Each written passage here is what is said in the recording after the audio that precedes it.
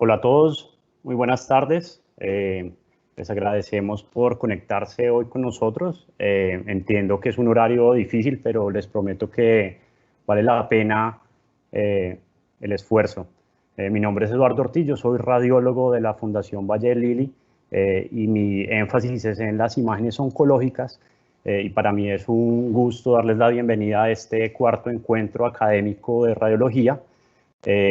A nombre del Servicio de Imágenes de la Fundación Valle del Lili, de la Universidad ICESI, en el que nuestra residente, la doctora Erika Rincón, nos va a hablar de los efectos adversos de las terapias dirigidas antitumorales desde el punto de vista de las imágenes diagnósticas.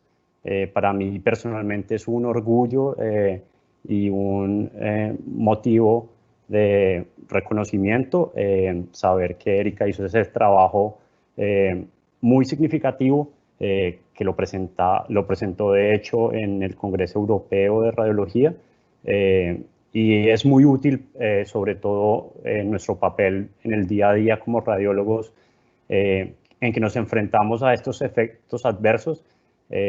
Pero no siendo más, les doy la bienvenida y le doy paso a Erika para que nos presente su trabajo.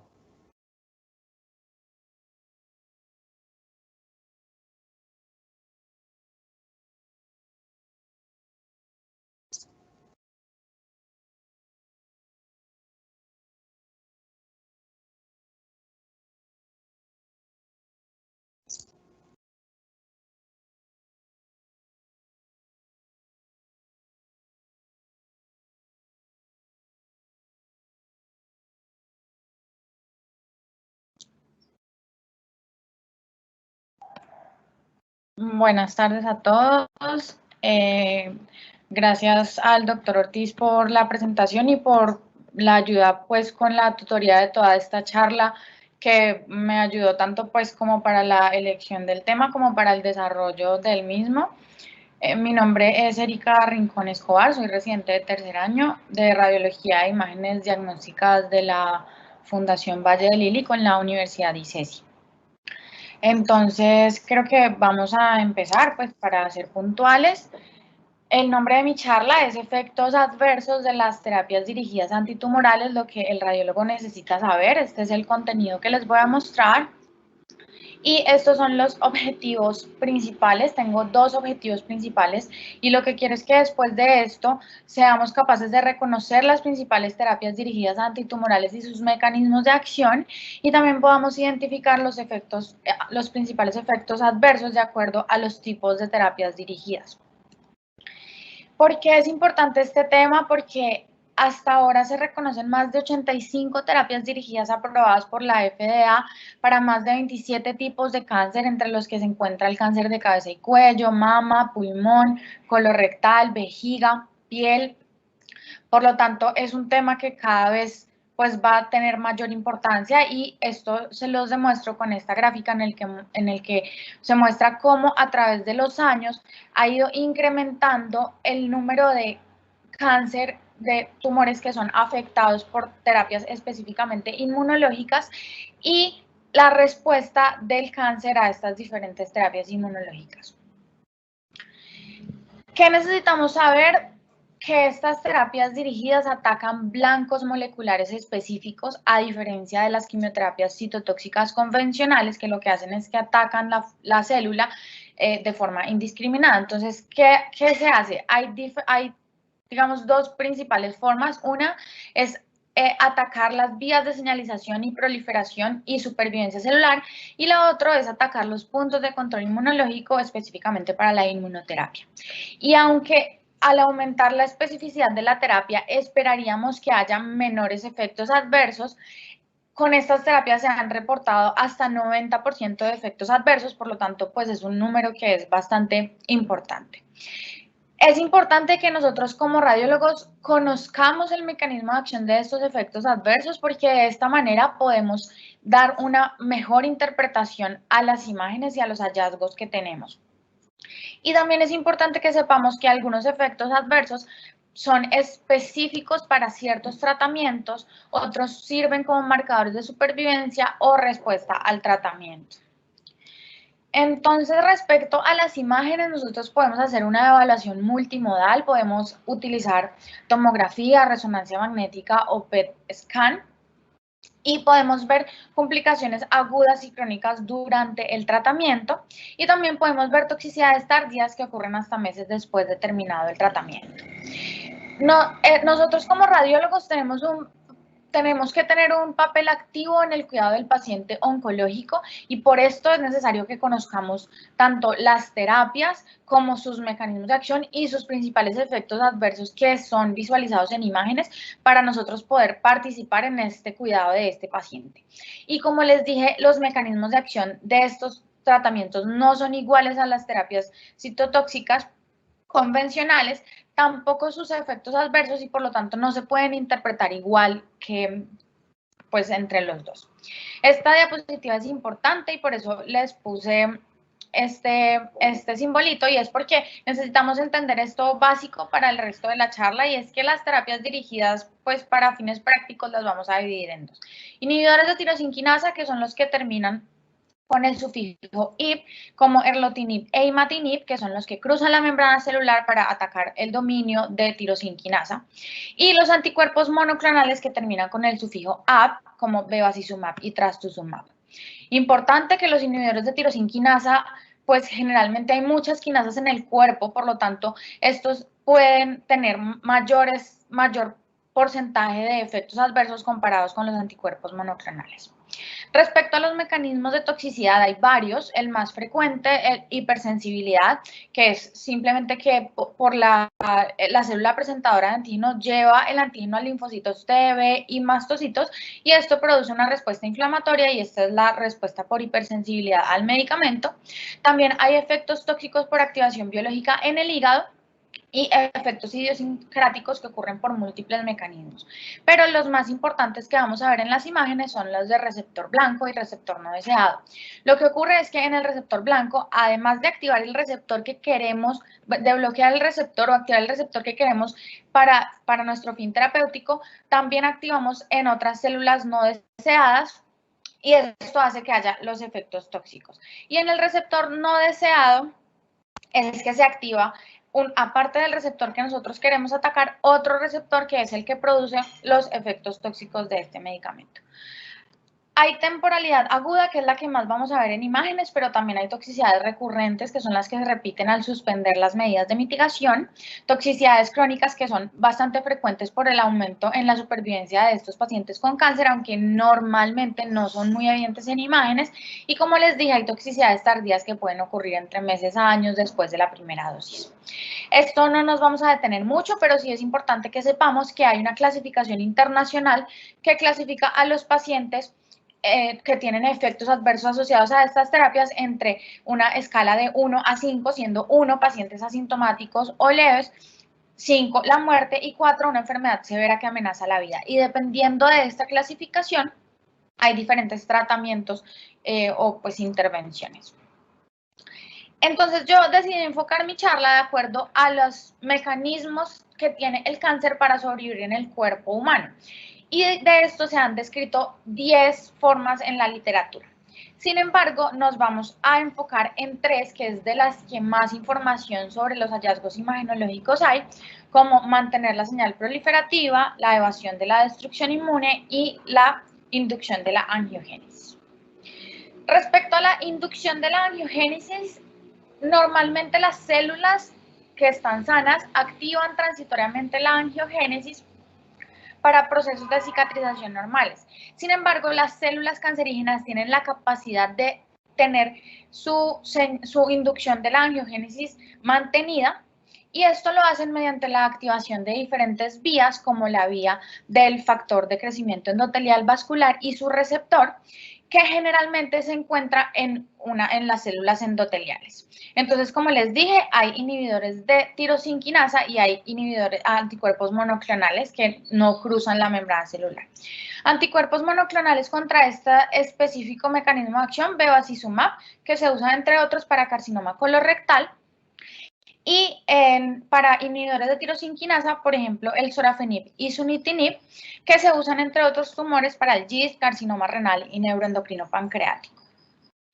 La toxicidad de estos medicamentos, generalmente lo que pasa es que hay una alteración en la proliferación endotelial, entonces hay un daño endotelial secundario a estos medicamentos y esto es, digamos, que como el principal mecanismo por el cual se produce toxicidad.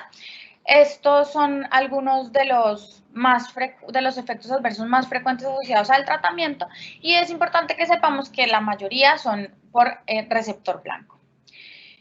El efecto adverso más frecuente asociado a estos medicamentos es la hipertensión arterial y esto ocurre porque esta vía de señalización también es importante para mantener el tono vascular y lo que hace es que produce vasodilatación. Entonces, cuando la inhibimos hay vasoconstricción y esto produce hipertensión arterial hasta en el 30% de los casos.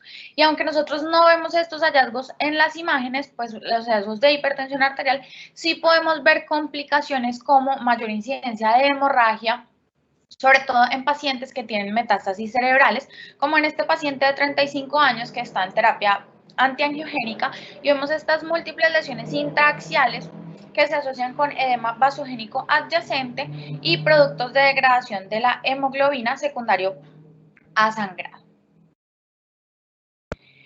Y este es otra de las complicaciones que podemos tener asociadas a la hipertensión. Este es un paciente de 26 años en el que vemos como hay estas hiperintensidades de la sustancia blanca frontoparietal con compromiso córtico subcortical que compromete la región parieto-occipital. También vemos compromiso de ambos hemisferios cerebelosos, del cuerpo calloso, y vemos como hay algunas áreas de realce posterior a la administración del medio de contraste y algunos productos de degradación de la hemoglobina en las secuencias de susceptibilidad magnética, sin restricción en las secuencias de difusión.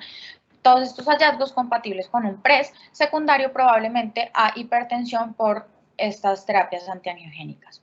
Otro efecto muy común de estos medicamentos es la esteatosis hepática, como en esta paciente de 54 años con cáncer de cervix en manejo con bevacizumab, en el que vemos disminución difusa de los coeficientes de atenuación del hígado secundario de esteatosis hepática por toxicidad del medicamento.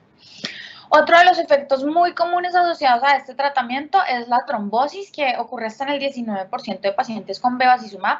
Lo más frecuente es tromboembolismo pulmonar, pero también puede haber trombosis cerebral en la aorta, en las arterias mesentéricas, en la pelvis o en las extremidades. Y esta es una paciente de 40 años con cáncer de cervix. Perdón, es que qué pena con ustedes. Voy a tratar de correr.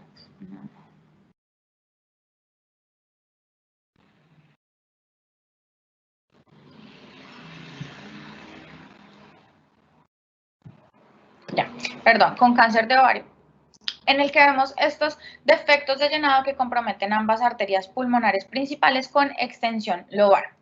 Y aunque todos sabemos que el cáncer por sí solo es un estado protrombótico, sí se ha demostrado en los estudios que el bevacizumab es un factor de riesgo adicional para desarrollar trombosis. Por ejemplo, en esta revisión sistemática y metaanálisis encontraron que el uso de bevacizumab tiene un riesgo relativo de 1,44 comparado con los pacientes que no tienen bevacizumab, pero sí tienen cáncer, para desarrollar cualquier evento tromboembólico. Y estos son algunos de los estudios que ellos incluyeron en los que mostraron la diferencia en el uso de bevacizumab y placebo, o simplemente bevacizumab y otras terapias que no incluían bevacizumab. Vemos cómo hay diferencia en el porcentaje, en la frecuencia de trombosis en los pacientes que tienen uso de este medicamento. Otro efecto adverso importante y frecuente en estos pacientes es la neumatosis gastrointestinal, que puede ocurrir hasta 13 meses después de iniciar el tratamiento. Estos pacientes hasta en el 70% de los casos están asintomáticos y es importante que si no hay perforación, se puede solamente interrumpir el medicamento y hacer seguimiento. El mecanismo que pasa es que se disminuye la vascularización en las vellosidades intestinales y esto produce que haya microperforaciones y se introduzca aire a la submucosa, y por esto puede pasar este mecanismo pues de toxicidad. Este es un paciente de 62 años en el que vemos cómo hay marcada neumatosis gástrica. Podemos ver también en esta imagen, y este paciente se dio manejo conservador y 8 meses después se encontró, a pesar de la escasa distensión de la cámara gástrica, hay ausencia de la neumatosis. En este artículo publicado en la AJR en el 2013, ellos lo que quisieron encontrar era los hallazgos por tomografía que se asociaban con neumatosis benigna o neumatosis que era clínicamente preocupante. Y encontraron que las características más asociadas a una neumatosis clínicamente preocupante era el compromiso del intestino delgado, el gas en el sistema venoso portomesentérico, la dilatación de asas intestinales, el engrosamiento de las paredes intestinales, la ascitis y la estriación de la grasa mesentérica. La perforación intestinal, que también puede ocurrir secundario a este mecanismo de acción, es frecuente hasta en el 4% de los pacientes, más frecuente en pacientes con cáncer de ovario. Los síntomas pueden ser dolor abdominal, náuseas, vómito, fiebre y hasta el 13% de los pacientes pueden ser asintomáticos. Los factores de riesgo, colonoscopia, radioterapia, carcinomatosis peritoneal y algunos de estos pacientes se pueden manejar de forma conservadora. Este es un paciente de 80 años con cáncer de colon en el que vemos cómo hay neumoperitoneo secundario a una perforación en el ángulo esplénico del colon. La formación de fístulas también puede ser una complicación secundaria a estas perforaciones. Puede ocurrir en cualquier parte del cuerpo, en el intestino, en la vejiga, en la vagina, útero, vesícula o piel. Es más frecuente que ocurra en los depósitos tumorales en el abdomen, mucho más frecuente en pacientes con cáncer de ovario. Pueden ser asintomáticos. Generalmente se debe suspender el medicamento y hacer observación. Esta es una paciente de 63 años con cáncer de cervix en manejo con bevacizumab, ya había recibido quimioterapia y braquiterapia. Vemos cómo hay cambios por radioterapia esperables, pero adicionalmente cuando se le adicionó a la terapia el bevacizumab desarrolló esta fístula enterovaginal, que también vemos en esta imagen, y vesicovaginal. Respecto a la neumatosis intestinal y perforación, asociado con estas terapias dirigidas. En este estudio se incluyeron 24 pacientes, 71% de ellos estaban asintomáticos, 42%, qué pena, 42% tenían neumatosis, 29% tenían fístulas. La perforación ocurrió hasta en el 44% en el sitio de tumor, y también puede ocurrir hasta en 2 sitios, hasta en el 11% de los casos. El sitio más frecuente de perforación o de compromiso es el intestino delgado y el menos frecuente colon descendente y sigmoide. El neumotórax también es uno de los efectos adversos asociados a esta terapia hasta en el 10% de los casos, especialmente cuando hay metástasis pulmonares, como en este paciente de 79 años con cáncer de tiroides en manejo con sorafenib, en el que vemos estos múltiples nódulos metastásicos que comprometen ambos campos pulmonares y vemos como hay neumotórax en el lado derecho que condiciona atelectasia del parénquima pulmonar adyacente. Otra complicación de estos medicamentos es las cavitaciones pulmonares. Es importante que sepamos que en algunas ocasiones los nódulos pueden crecer secundario a estas cavitaciones y no necesariamente es secundario a progresión de la enfermedad e incluso en muchos casos puede significar respuesta al tratamiento. Esta es una paciente de 42 años con cáncer de cervix en manejo con bevacizumab y vemos como hay múltiples nódulos metastásicos que comprometen ambos parénquimas pulmonares y se asocian con con cavitaciones centrales de las lesiones nodulares pulmonares.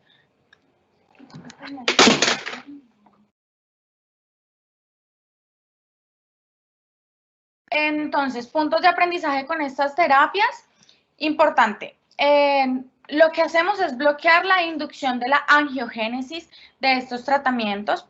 No nos vamos a aprender cada medicamento como tal, porque no es nuestro objetivo, pero podemos saber que de anticuerpos monoclonales, el bevacizumab, y de inhibidores de tirosinquinasa, el sorafenib. Respecto a los efectos adversos en el tórax, el neumotórax, el tromboembolismo pulmonar y las cavitaciones son los más frecuentes, la esteatosis hepática, en el sistema nervioso central el PRES y sangrado y en el tracto gastrointestinal la neumatosis, perforación, fístulas y pancreatitis. El siguiente mecanismo de acción que vamos a mencionar es mantener la señal proliferativa, y lo que ocurre es que las células normales tienen una reproducción organizada, y cuando hay una célula anormal, esta sufre proceso de apoptosis. Sin embargo, las células cancerígenas pueden tener crecimiento indiscriminado y desorganizado, y esto lo hacen mediante activación de diferentes vías de señalización que activan vías de proliferación y supervivencia celular, como la vía del EGFR, y este receptor está mutado hasta en el 25% de los cánceres de pulmón. Respecto a esto, inhibidores de tirosinquinasa como erlotinib, afatinib, gefitinib y osimertinib, que se usan más que todo para cáncer de pulmón, y anticuerpos monoclonales como cetuximab y trastuzumab, que se usan para diferentes tumores como carcinoma colorectal y escamocelular de cabeza y cuello, también el trastuzumab para mama y estómago y el pertuzumab para mama. Hay otros medicamentos que inhiben específicamente la vía del mTOR, como el everolimus y temsirolimus. Estos medicamentos se usan para carcinoma renal, para carcinoma de mama HER2 negativo y para tumor neuroendocrino pancreático. La toxicidad de estos medicamentos, entonces, de los inhibidores de tirosinquinasa, la toxicidad dermatológica, la neumonitis y la colitis son lo más frecuentes. Sin embargo, nos vamos a basar solamente en neumonitis porque estas otras dos las vamos a mencionar en otro mecanismo de acción. Y inhibidores y anticuerpos monoclonales, el más frecuente, la cardiotoxicidad. La neumonitis es generalmente una toxicidad por receptor blanco. El mecanismo de acción no es muy conocido, pero lo que se cree es que la reparación de las células epiteliales requiere neumocitos que son mediados por EGFR, y ocurre, y por eso es que ocurre, pues digamos, cuando inactivamos esta vía, pues puede haber fallas en la reparación y ocurre el efecto adverso. Este efecto adverso ocurre hasta en 5% de pacientes con anti-EGFR y mucho más frecuente, hasta 30%, con anti-mTOR. Los síntomas hasta en el 50% de los casos son disnea, que pueden ser con o sin tos. Pueden ocurrir hasta una semana y un mes después de iniciar el tratamiento. Estos son dos artículos que han mostrado los patrones más comunes encontrados en estos pacientes. En los pacientes que tienen anti-EGFR se encuentran 4 patrones específicos. Primero, el vidrio esmerilado no específico, la neumonía de organización, la neumonía eosinofílica aguda y la neumonía intersticial aguda. La más frecuente, el vidrio esmerilado no específico. Y en pacientes que reciben anti-mTOR, el más frecuente, vidrio esmerilado, y menos frecuentemente, vidrio esmerilado con opacidades reticulares y consolidaciones. Estos son 3 pacientes de la institución. Una mujer de 52 años en el que vemos múltiples opacidades en vidrio esmerilado con algunas consolidaciones subpleurales y consolidaciones en peribroncovasculares, configurando un patrón de neumonía de organización similar a esta otra paciente de 74 años en el que vemos consolidaciones subpleurales por un patrón también de neumonía de organización. Y esta es otra paciente de 67 años en las que vemos opacidades en vidrio esmerilado difuso por un patrón de estas características. Respecto al trastuzumab, que es un anticuerpo monoclonal, el efecto adverso más frecuente es la cardiotoxicidad, hasta en el 14% de los casos. En las imágenes podemos ver cardiomegalia, derrame pleural, engrasamiento de los septos interlobulillares, como en este caso de esta paciente con cáncer de mama de 62 años y en manejo con trastuzumab, en el que vemos como hay cardiomegalia y escaso derrame pleural derecho, secundario a cardiotoxicidad. Hay otra vía de señalización importante, que es la vía de KIT, que está mutada hasta en el 50% de los pacientes con GIST, y para este receptor hay específicamente un medicamento que es el imatinib, que se usa para leucemia linfoide aguda, leucemia mieloide crónica y GIST. Hay varios efectos adversos asociados a este tratamiento, como las fístulas y la colitis, pero el más frecuente es la retención de líquidos, que puede presentarse con ascitis, derrame pleural, edema pulmonar y anasarca. y puede progresar a falla cardíaca congestiva hasta en el 16% de los casos. Importante, no debemos confundirlo con progresión tumoral, o con ascitis secundaria pues a progresión tumoral.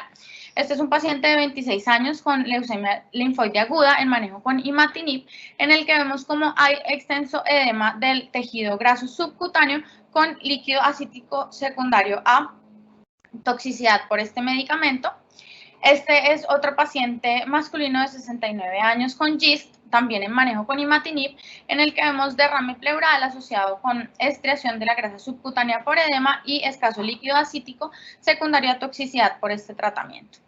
En este artículo incluyeron 403 pacientes con imatinib, 15 de ellos presentaron retención de líquidos, el 100% tenía edema subcutáneo, y el 80% ascitis, el 73% derrame pleural, 40% derrame pericárdico. Se encontraron dos tipos de retención de líquidos. Uno, el agudo progresivo, que puede ser severo, pero generalmente mejora después del manejo, y el intermitente, que generalmente es leve, pero puede ser ocasional o persistente y presentarse en cualquier momento. Puntos de aprendizaje de esta terapia. Lo que hacemos entonces es bloquear la señal proliferativa que tienen estas células cancerígenas. Del EGFR, importante erlotinib y trastuzumab, este anticuerpo monoclonal, este inhibidor de tirosinquinasa, la vía de KIT, imatinib, que es el inhibidor, y la vía de mTOR, que es everolimus, que es el medicamento que inhibe esta vía de señalización. Efectos adversos comunes en el pulmón, la neumonitis, en el corazón, la cardiomegalia y edema pulmonar, en la piel, dermatitis, que pues no la mencionamos por lo que ya les comenté, y la retención de líquidos. Este es el último mecanismo de acción que vamos a mencionar. Es importante que vamos a ver a grandes rasgos. Lo que normalmente ocurre es que la célula presentadora de antígenos presenta su antígeno al linfocito T y este entra a la célula tumoral y la destruye. Sin embargo, hay estos puntos de control inmunológico que lo que hacen es que cuando esta unión del complejo mayor de histocompatibilidad con el linfocito T se asocian con la unión de este receptor CTLA4 con su ligando, este produce destrucción del linfocito T, o cuando se activa este receptor PD1 localizado en el linfocito T con su ligando PDL1 que está en la célula tumoral, esto también produce inactivación del linfocito T. Estos son los llamados puntos de control inmunológico y pues aquí como un tip adicional, estos dos señores se ganaron el Premio Nobel de Medicina en el 2018 por descubrir las terapias que pueden dirigirse contra estos puntos de control inmunológico. Para esto, las terapias son anticuerpos monoclonales, el ipilimumab, inhibidor de CTLA4 para melanoma metastásico, el nivolumab y pembrolizumab para PD1, que pueden inhibir, entre otros, el melanoma, para cáncer de melanoma, pulmón o escamo celular de cabeza y cuello, y los inhibidores de PDL1 como atezolizumab para carcinoma urotelial o de pulmón. Estos medicamentos, los efectos adversos asociados a estos medicamentos son los que se conocen como toxicidad, efectos adversos inmunomediados, porque lo que hacen es que estos medicamentos activan la respuesta inmune contra el cáncer, sin embargo también activan la respuesta inmune de todo el cuerpo en general y por lo tanto pueden producir efectos adversos en cualquier órgano. Sin embargo, estos son los más frecuentes que vamos a mencionar. En estos dos artículos mencionaron la frecuencia de efectos adversos asociados a anti-PD1 y PDL1 con una incidencia de 27%, el 6% tienen alta severidad, más frecuente con pembrolizumab que con atezolizumab. Y en los pacientes que tienen anti-CTLA4 es mucho más frecuente encontrar efectos adversos, pero la mayoría son leves, severos solamente en el 25% de los casos. Los hallazgos radiológicos de esos efectos adversos los podemos encontrar hasta en el 17% de los casos. Esto es para mostrar la asociación temporal. Digamos que aunque estos efectos adversos inmunomediados pueden ocurrir en cualquier momento, es frecuente encontrarlos en determinados momentos del tratamiento. Por ejemplo, en la primera dosis es frecuente encontrar toxicidad dermatológica, en la segunda dosis colitis, en la tercera dosis hepatitis, en la cuarta dosis efectos adversos endocrinos. Importante que obviamente estos pacientes pueden tener más de un efecto adverso simultáneamente. Respecto a la toxicidad dermatológica, hasta en el 95% de los casos es la más frecuente encontrada en estos pacientes. Sin embargo, generalmente no lo vemos en imágenes, lo vemos generalmente en clínicamente, como en este paciente que estaba recibiendo pembrolizumab y vemos cómo desarrolla un vitíligo secundario. También podemos encontrar algunos hallazgos en las imágenes, como por ejemplo en este paciente en el que se encontraron áreas hipermetabólicas en la axila y en la región lumbar, secundario a tratamiento con pembrolizumab, o también en este paciente que tenía melanoma metastásico y encontramos estos nódulos subcutáneos hipermetabólicos que correspondían a respuesta a efectos adversos inmunomediados. Sin embargo, en la literatura también reportan que podemos encontrar este engrosamiento difuso de la piel y del tejido graso subcutáneo secundario a toxicidad dermatológica por estos pacientes y no necesariamente tenemos que pensar en progresión. La colitis es el segundo efecto adverso más común, hasta en el 46% de los casos, con una mortalidad de hasta 5%. Es importante que estos pacientes generalmente no tienen fiebre ni alteraciones en las pruebas de sangre y se han descrito dos patrones imagenológicos, el patrón difuso y el patrón segmentario asociado con diverticulosis. Este es un paciente de 77 años, una paciente con 5 días de dolor abdominal en flanco izquierdo que no tenía SIRS ni el hemograma y la PCR eran normales. Le realizan esta tomografía en la que vemos cómo hay un engrosamiento difuso de las paredes del colon sigmoide que se asocia a la presencia de múltiples divertículos. Vemos cómo hay además estriación de la grasa adyacente y algunos ganglios mesentéricos probablemente reactivos. En este paciente se consideró una colitis segmentaria asociada con diverticulosis.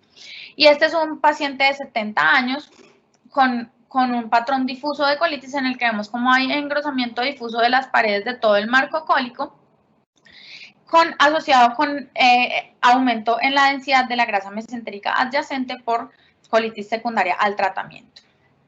Importante para este efecto adverso y para la enteritis, que es el que vamos a ver a continuación, que nosotros debemos sospecharlo y debemos orientar al clínico para esto, porque el tratamiento de una colitis o de una enteritis secundaria a inmunoterapia es con esteroides y no con antibióticos como lo trataríamos si es por una causa infecciosa. Y si a estos pacientes con un efecto adverso inmunomediado le damos antibiótico y no le damos el esteroide, pues este efecto adverso le puede ocasionar la muerte al paciente y por lo tanto esa es, pues digamos, de las importancias que nosotros para nosotros de conocer estos efectos adversos. Este es un paciente de 60 años con carcinoma metastásico de pulmón recibiendo quimioterapia y pembrolizumab, en el que vemos cómo hay un engrosamiento difuso de las asas intestinales delgadas con aumento en la densidad de la grasa mesentérica adyacente.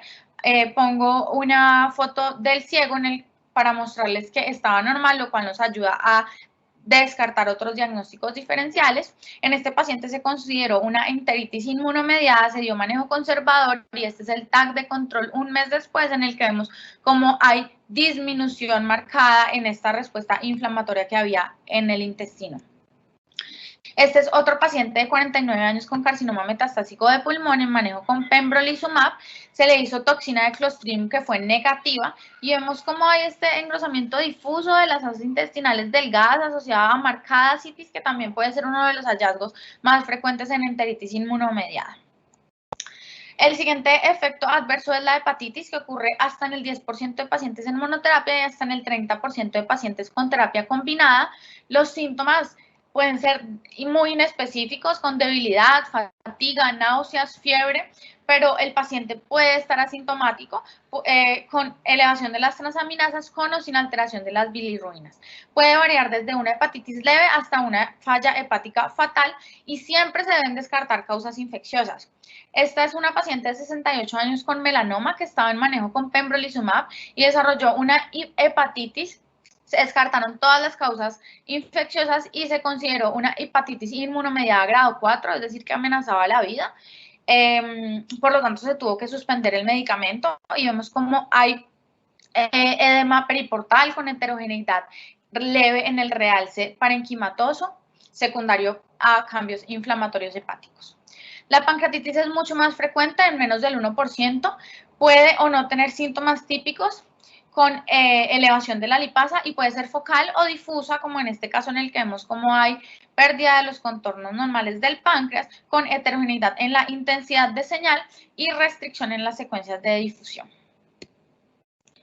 La reacción granulomatosa o sarcoidosis-like, que es como la describen en la literatura, ocurre hasta en el 7% de los casos y se produce con ganglios nuevos o preexistentes que aumentan de tamaño. Pueden ser ganglios mediastinales e iliares y generalmente son simétricos. Y se puede asociar con alteraciones pulmonares como opacidades irregulares nodulares, opacidades en vidrio esmerilado, opacidades parenquimatosas intersticiales periféricas bilaterales. Este es un paciente de 28 años con linfoma Hodgkin metastásico en manejo con pembrolizumab y vemos cómo tenía estas adenomegalias mediastinales que no eran hipermetabólicas en el PET scan. Esto se consideró una reacción granulomatosa secundaria al tratamiento. Respecto a la neumonitis, en estos pacientes puede ocurrir hasta en el 7% de los pacientes que están recibiendo terapia combinada. Los síntomas pueden ser tos, hipoxia y pueden progresar hasta falla respiratoria. Se ha reportado mortalidad hasta en 2% de estos pacientes y hasta el 28% de los pacientes recurren después de suspender el medicamento o hacer el tratamiento necesario. La neumonitis puede tener diferentes patrones, neumonía de organización, y la más frecuente es 65% y mucho menos frecuente el síndrome de distrés respiratorio agudo hasta en el 10% de los casos. Más frecuente compromiso de bases pulmonares con distribución multilobar y vidrio esmerilado en todos los pacientes. La neumonitis, como les dije, pues lo más frecuente es, esto es importante, vidrio esmerilado en todos los pacientes, como en este caso en el que vemos en un paciente que estaba recibiendo nivolumab e ipilimumab. Este es un caso que fue cortesía del INER de México. Y vemos cómo hay vidrio esmerilado difuso que compromete predominantemente el pulmón derecho con algunas zonas de tendencia a la consolidación y vemos cómo 2 meses después hay franca progresión de estos hallazgos con extenso vidrio esmerilado con áreas de consolidación y escaso derrame pleural derecho. También puede haber toxicidad de órganos endocrinos como hipofisitis hasta en el 6% de los casos. Los síntomas y los hallazgos imagenológicos son muy inespecíficos, pero es importante porque estos pacientes puede que no tengan recuperación funcional de la hipófisis. La tiroiditis hasta en el 2% que puede ser aislada o asociada con hipofisitis, como en este caso de una paciente de 88 años en el que se ve aumento del tamaño y heterogeneidad en la densidad de la tiroides asociado con aumento en la captación en el PET scan secundario a tiroiditis. También podemos encontrar adrenalitis hasta en el 6% de los casos. Los hallazgos musculoesqueléticos se pueden encontrar y se reportan con bastante frecuencia en la literatura. Artritis inflamatoria hasta en el 12% de los casos y miositis. Puede haber síntomas como artralgias, mialgias. Y este es un paciente de 88 años con melanoma en manejo con ipilimumab, en el que vemos estos cambios inflamatorios de la articulación externoclavicular izquierda secundario al tratamiento. Este es otro paciente de 34 años con pembrolizumab, en el que vemos cómo hay captación difusa de todos los músculos de la pelvis en el PET scan secundario a miositis. Este es otro paciente de 76 años con nivolumab, en el que vemos cómo hay compromiso articular difuso y vemos cómo hay sinovitis del hombro y de la articulación metacarpofalángica. Puntos de aprendizaje de este mecanismo de acción. Importante lo que les dije, lo que se hace es que se evade, el tumor lo que hace es evadir la respuesta inmune y lo que nosotros hacemos con el tratamiento, que es la inmunoterapia, es pues tratar de bloquear estos mecanismos que tiene el cáncer para inhibir esta respuesta. Importantes, así como que tengamos en cuenta, sé que no nos vamos a aprender todos, pembrolizumab, nivolumab e ipilimumab, y estos efectos adversos son los que se conocen como efectos adversos inmunomediados. En el tórax es frecuente encontrar neumonitis y reacción granulomatosa o sarcoidosis-like. En el hígado podemos encontrar hepatitis, podemos encontrar adrenalitis, nefritis, que no la mencionamos por su poca frecuencia y por el tiempo. En músculo esquelético podemos encontrar artritis, miositis, podemos encontrar dermatitis, en tracto gastrointestinal colitis, que puede ser difusa o segmentaria asociada con diverticulosis, enteritis, podemos encontrar pancreatitis focal o difusa, hipofisitis y tiroiditis. Esta es la última diapositiva y lo que les quiero mostrar es que se ha reportado en la literatura que muchos de estos efectos adversos se asocian como marcadores de respuesta al tratamiento y con mejor pronóstico de estos pacientes. En este artículo encontraron en 139 pacientes tratados con melanoma metastásico, para melanoma metastásico con ipilimumab, 62% tenían eventos adversos inmunomediados y 25% de los pacientes con estos efectos adversos respondieron al tratamiento versus solamente 2% de los pacientes que no tenían estos efectos adversos. Y este es un efecto adverso específico asociado a estas terapias dirigidas, que es la neumonitis en pacientes con mTOR, anti-mTOR, en el que ellos encontraron diferencias bastante significativas entre los pacientes que tenían neumonitis y presentaban enfermedad estable versus progresión de la enfermedad. Ya para concluir mi charla, quiero hacer énfasis en que estas terapias se están usando cada vez más en Colombia y el aumento de la incidencia de las toxicidades está asociado con este aumento del uso de estas terapias. Y es importante que nosotros como radiólogos reconozcamos los hallazgos de las toxicidades asociadas a estos tratamientos, porque se pueden asociar a otras entidades y requieren manejos diferentes que son muy importantes para el paciente y pueden afectar significativamente su pronóstico. La interpretación imagenológica correcta de estos efectos adversos depende siempre de la información clínica y de la comunicación multidisciplinaria, porque como podemos ver, son pocos los que tienen algún hallazgo patognomónico por imágenes en el que podamos decir con 100% de certeza que es un efecto adverso inmunomediado. Por lo tanto, como casi siempre en radiología, necesitamos hacer una correlación clínica muy constante y una comunicación interdisciplinaria también, pues como muy juiciosa para poder, pues, hacer esto.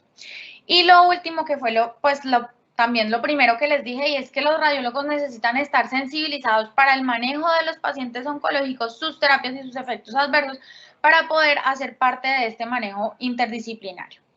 Muchas gracias. Bueno, había puesto mi correo acá, pero pues si alguien quiere que le mande alguna bibliografía adicional o algo, pues lo puedo hacer. Qué pena el perrito. Y bueno, ya, cualquier pregunta. Muchas gracias, Erika, por esa charla tan completa. Y pues mientras esperamos si hay alguna pregunta del público, pues comentarles un poco por qué nos pareció un tema relevante para compartir con ustedes. Y es que precisamente al saber los mecanismos de acción de manera tan clara y la relación tan concisa que hay con los hallazgos por imágenes, pues es un tema apasionante. Y además, a medida en que las enfermedades oncológicas aumentan y las terapias dirigidas, pues nos vamos a ver enfrentados mucho más a estos hallazgos por imágenes. Entonces es importante sensibilizarnos y la relación con los datos clínicos, los procedimientos recientes o las terapias a las que están sometidos estos pacientes, pues va a modificar el trabajo que nosotros hacemos y la importancia de la comunicación de estos hallazgos con los servicios tratantes. Entonces, voy a ver si hay alguna pregunta del público. Creo que no hay más, no hay muchas preguntas. Todo muy claro y muchas gracias, Erika. Una revisión excelente y creo que tiene impacto en la práctica del día a día de nosotros como radiólogos. Muchas gracias a todos por su asistencia y muchas gracias, doctor Eduardo, pues por todo. Buenas noches para todos. Hasta luego.